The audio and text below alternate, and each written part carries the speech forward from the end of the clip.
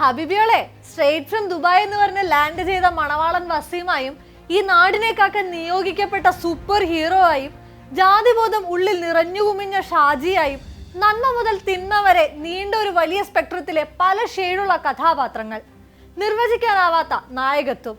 ഇന്ന് അയാൾ തോറ്റുപോയൊരു നാടിന്റെ വിജയമാവുകയാണ്. എന്തും പരീക്ഷിക്കാൻ തയ്യാറായ സ്വപ്നത്തിൽ ജീവിക്കുന്ന മലയാള സിനിമയെ നീന്തിക്കടന്ന പോരിസയുള്ള ചെഞ്ചൊടിമാരൻ ടൊവിനോ തോമസ്.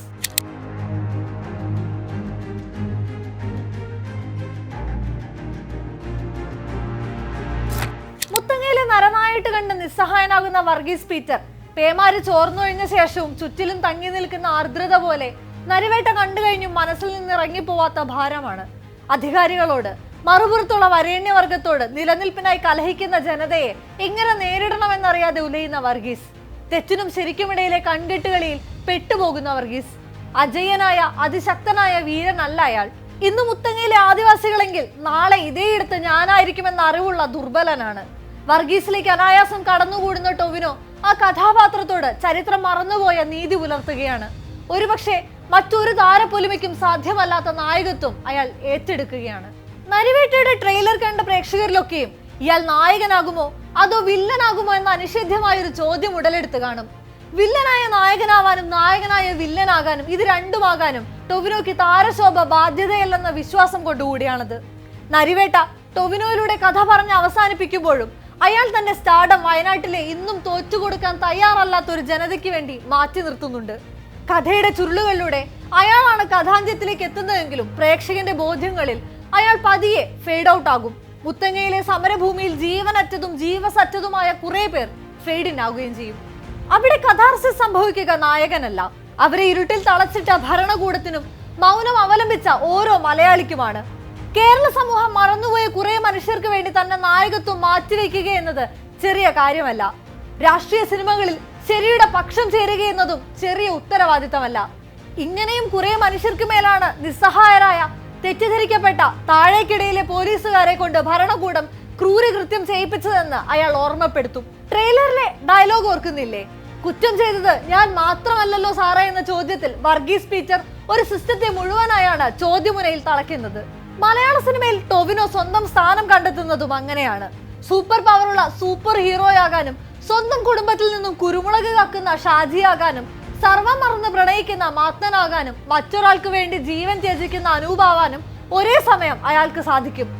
ഗപ്പിയിലെ വില്ലത്തിനുമുള്ള എഞ്ചിനീയർ തേജസ് വർക്കിയായാണ് ടൊവിനോ തന്റെ നായക പരിവേഷം സ്വീകരിക്കുന്നത്. ഈഗോയ്ക്ക് കോട്ടം തട്ടാതെ കാക്കുന്ന തേജസ് വർക്കിമാരെ മുഴുവനും തച്ചുടച്ച് മറ്റൊന്നാക്കി വാർത്തെടുത്തു ഗപ്പി. എടോ, ചത്തുപോയതൊരു നാടൻ പട്ടിയല്ലേ, ഞാൻ അതിനേക്കാൾ നല്ലൊരു പട്ടിയെ വാങ്ങിത്തരാടോ, ഡോബർമാനോ അൽസേഷനോ ഒരു സൂപ്പർ പട്ടിയെ തന്നെ വാങ്ങിത്തരാടോ എന്ന് പറഞ്ഞ് മൂറിന് പുറകെ നടക്കുന്ന ഷാജി തെറ്റുകളുടെ, ജാതീയതയുടെ മറ്റൊരു മുഖമാണ്. കരിയറിന്റെ തുടക്കകാലത്താണ് ടൊവിനോ ധനുഷിന്റെ മാരി 2-വിലെ വില്ലനാകുന്നത്. ഞാൻ ജയിലിൽ അനുഭവിച്ചത് അത്രയും മാരിയും അനുഭവിക്കണമെന്ന വാശിയിൽ അയാളുടെ ഘാതകനാവാൻ ഓടിയെത്തുന്ന ഗംഗാധർ ബീജ, പ്രണയത്തിൽ സ്വാർത്ഥനാകുന്ന കാണക്കാണയിലെ അലൻ, മനുഷ്യരെ എളുപ്പം പിന്നിൽ ഉപേക്ഷിച്ച് മറ്റൊരാളായി മറ്റൊരിടത്തേക്ക് സ്വയം മാറ്റി നടന്ന ഡിയർ ഫ്രണ്ടിലെ വിനോദ്. ഒരു ഗ്രേ ഷെയ്ഡിലേക്ക് തിരിഞ്ഞൊഴുകാൻ ടൊവിനോ കഥാപാത്രങ്ങൾക്ക് വേണ്ടത് കാരണങ്ങളാണ്, ജസ്റ്റിഫിക്കേഷനുകളാണ്. ടൊവിനോ എന്ന നായകനിൽ പ്രേക്ഷകരും മേക്കേഴ്സും കാണുന്നത് അത്രയും വെർസറ്റൈലായ, അൺപ്രഡിക്റ്റബിൾ ആയ തിരഞ്ഞെടുപ്പുകൾ കൂടിയാണ്. സഹനായകനായും വില്ലനായും അരങ്ങിൽ പ്രതിഭ തെളിയിച്ച ടൊവിനോയുടെ തലവര തിരുത്തുന്നത് എന്ന് നിന്റെ മൊയ്തീനിലെ അപ്പുവേട്ടനായി കൊണ്ടുള്ള പ്രകടനമായിരുന്നു. ABCDയിലെ അഖിലേഷ് വർമ്മ എന്ന വില്ലനിൽ നിന്നും അപ്പുവിലേക്ക് ദൂരം കുറവായിരുന്നെങ്കിലും സിനിമാ മോഹവുമായി ജോലി ഉപേക്ഷിച്ച് കൊച്ചിയിലെത്തിയ ഇരിങ്ങാലക്കുടക്കാരൻ ടൊവിനോ തോമസിൽ നിന്നും അവർ ഓരോരുത്തരിലേക്കുമുള്ള ദൂരം വലുത് തന്നെയായിരുന്നു. ചാർലിയിൽ ചുരുങ്ങിയ സമയം സ്ക്രീനിൽ വന്നുപോയ ടെസയുടെ സഹോദരൻ ജോർജി പ്രേക്ഷകരുടെ സ്നേഹം നേടി.